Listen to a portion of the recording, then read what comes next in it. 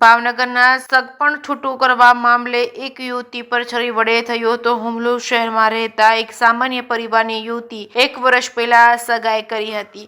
પાલ વિસ્તારના સનેસ ગામે રહેતા યુવક સાથે યુવતીની સગાઈ કરવામાં આવી હતી, જે બાદ 5 વર્ષ પૂર્વે અગમ્ય કારણોસર સગાઈ તોડવામાં આવી હતી। જે અંગે દાજ રાખી સનેશ ગામે રહેતા કરણ ચુડાસમાએ યુવતી પર હુમલો કર્યો હતો। સગાઈ તૂટતા જ કરણ ચુડાસમાએ યુવતીના ઘરે પહોંચી બોલાચાલી કરી હતી, જે બાદ સુમન ગોહિલ નામની યુવતીને છરીનો ઘા ઝીકી દેતા હોસ્પિટલ ખાતે ખસેડવામાં આવી છે। જે બાદ યુવતીને છરીનો ઘા ઝીકી દેતા હોસ્પિટલ ખાતે ખસેડવામાં આવી છે।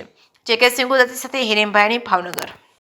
રેખાબેન ક્યાંથી આવો છો ને શું બનાવ બન્યો છે? ખેડુવાસમાંથી। શું બનાવ બન્યો છે? 1 વર્ષ પહેલા હગાઈ કરી હતી મારી દીકરીની સુમનની કરણ ચુડાસમા સાથે, અને એ દાજ રાખીને મારી છોડીને આવીને છરી મારી દીએ। હા, હગાઈ તોડી એની।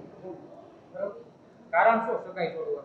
કારણ 2 ટેટસ ચડાયા, એ 2 એસ વાળા તાકે તે હું કામ ચડાયા, તાકે મારો ફોન છે હું ચડાવું ઈ કે બસ એ બોલી। ક્યારે મારી? કાલે 1:15।